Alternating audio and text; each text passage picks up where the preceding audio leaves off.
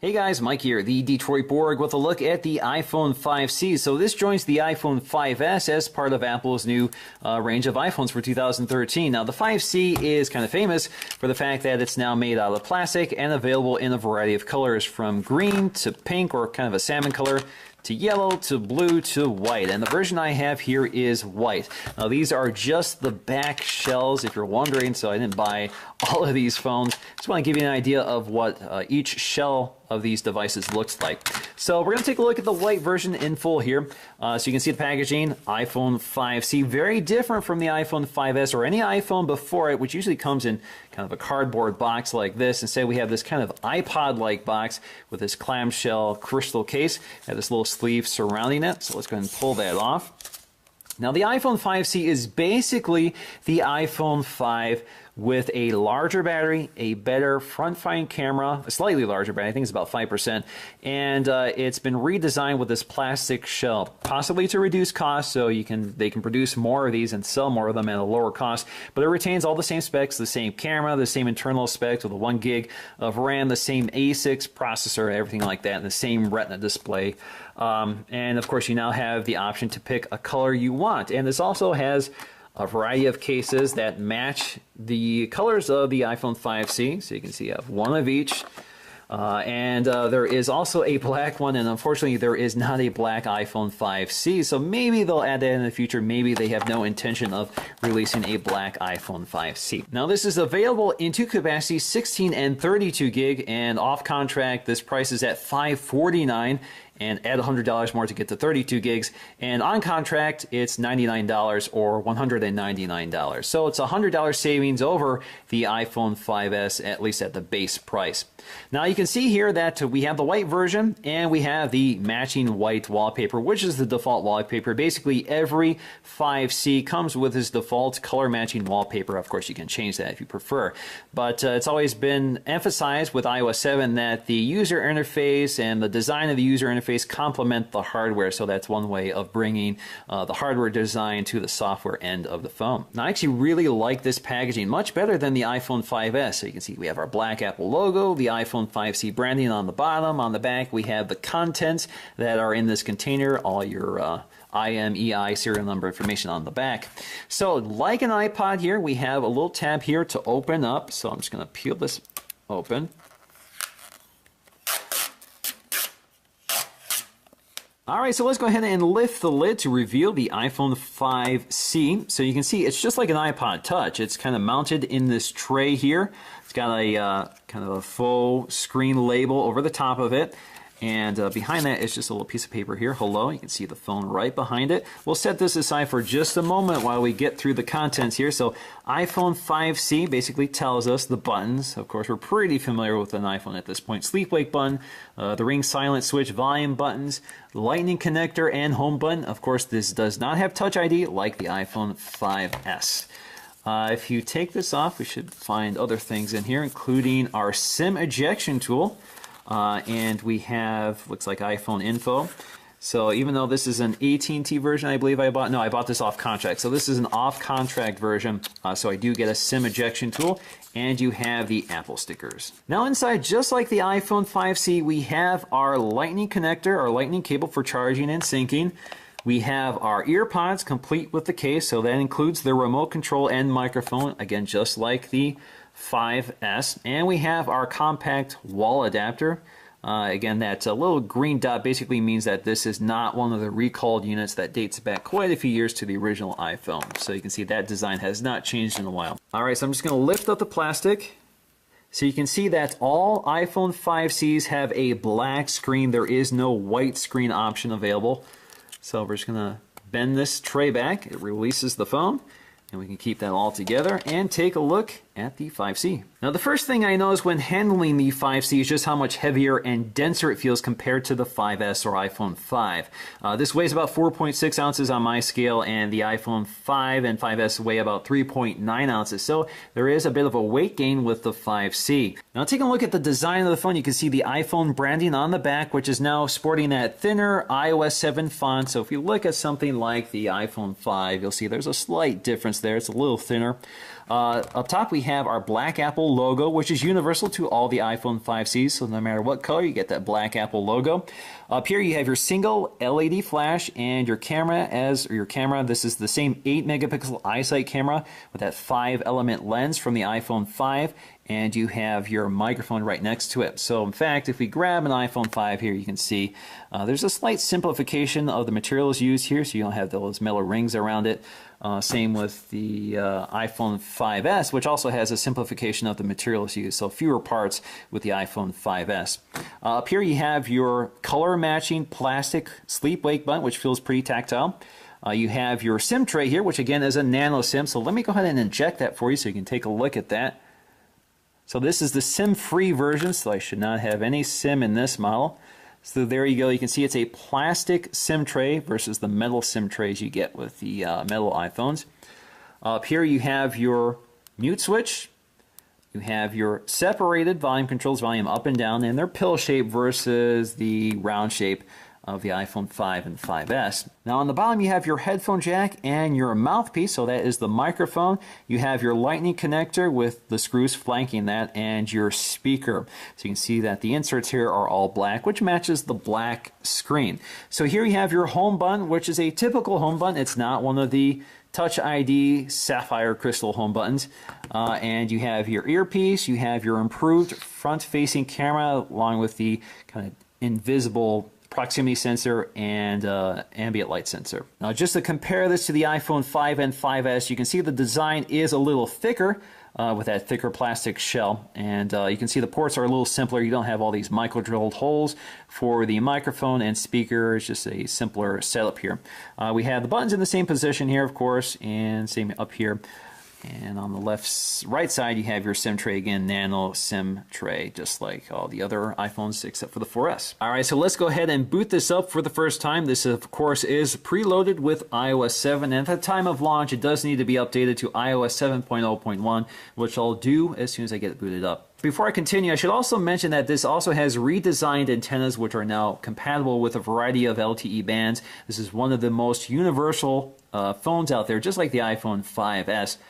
So this is compatible with a lot of LTE bands across the globe, so you only need one device to connect to a lot of networks. All right, so this is our setup for iOS 7. I'm just going to log in here. We start with English.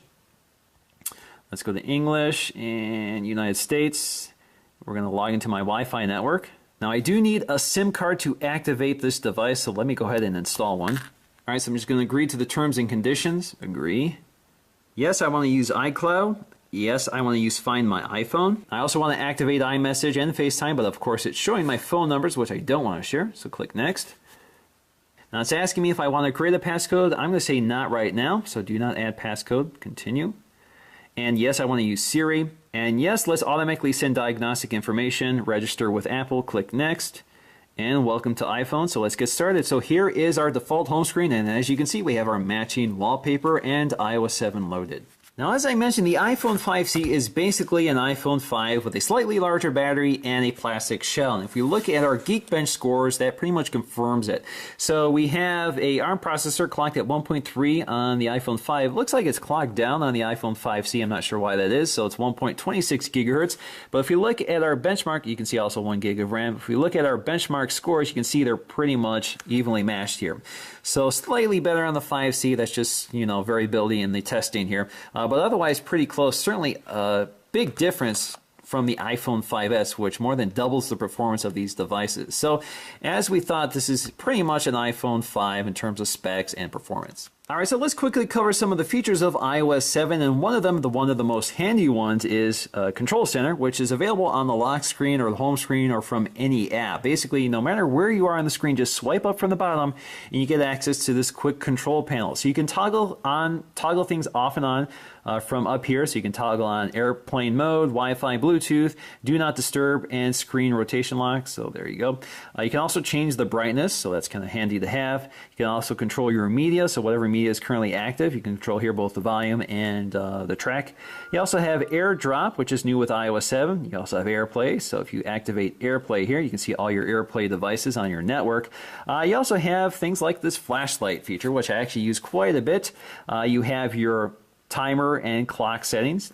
We have our calculator, which basically launches the calculator app. And we also have the camera, which we can quickly launch as well. Now, we also have a new drop-down menu here with notifications. So we have a feature here called Today, which basically integrates both the date and time, your weather information, your calendar, your reminders, your Apple stocks, your events for tomorrow. If you go to all your notifications would appear here, and all your missed notifications would appear here. Now, if you want to jump to the new weather app, just tap on that. It takes you right to the weather app, which is quite nice. You can see all of my locations here. So you can see on the background both the whether it's daylight, whether it's raining, whether it's snowing, thunderstorming, that sort of thing. Now, Spotlight Search has also been moved. It's now accessible from any home screen just by swiping down. And you can see we also get a new keyboard. And if you tap Apple, you can see it searches for apps, emails, music, etc., etc. Now, folders have also been redesigned. So if I create a folder here, you can see that I now have multiple pages, so I can now add as many apps as I want to my folders without running out of space, so that's quite nice. Now, if you're in the US, the music app launches with iTunes Radio, which I actually really like. Now, you have these predefined featured stations, such as a top 40 station, or you can create your own stations here. So you can see all my previous stations have already been synced to this device, and I can go ahead and create a new station.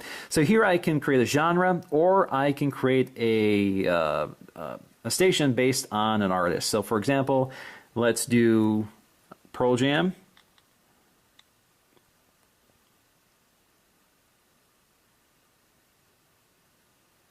So there we go. I have Pearl Jam Radio. So basically it will play songs relevant to this specific genre of music.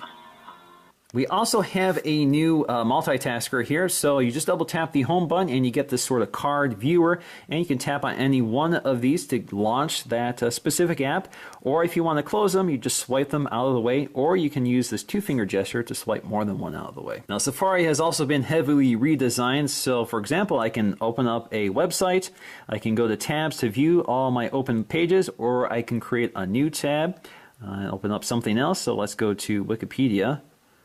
So there you go, you get the idea here. So you can have quite a few tabs open, and you can open any one of them, or you can swipe them out of the way to close them. And if you swipe down, you would see your iCloud tabs.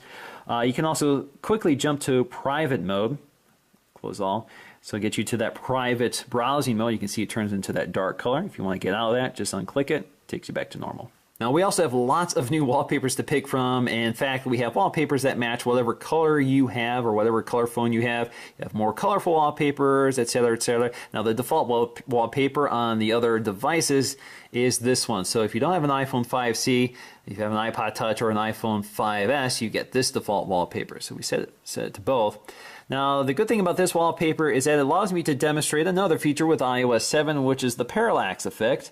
So basically, it kind of creates the illusion that the icons of the apps are hovering above the wallpaper. So when you pitch it up and down, left and right, you can see that the background sort of moves around behind the icons in relation to the viewer. So it's using the sensors such as the accelerometer and gyroscope to determine the positioning of the device. You can see even the badges on the apps kind of hover around and move around. It's kind of a nice detail. Now, we also have dynamic wallpapers.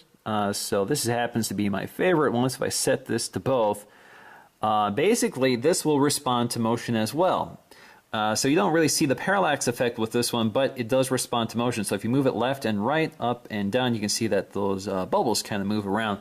It's easier to point out on the lock screen, actually, so you can see it move around, left and right, up and down. So nice little trivial detail here. You can also quickly launch the camera just from the lock screen, just by swiping up. Now, the camera app has also been redesigned here. This is pretty much the same camera and camera app also on the iPhone 5. So you have video mode, photo mode, square mode, which is kind of like the Instagram mode, and the panorama, which has been improved with iOS 7. Now, you do not get the slow-mo mode from the iPhone 5S on the 5C, and you don't get that burst mode either.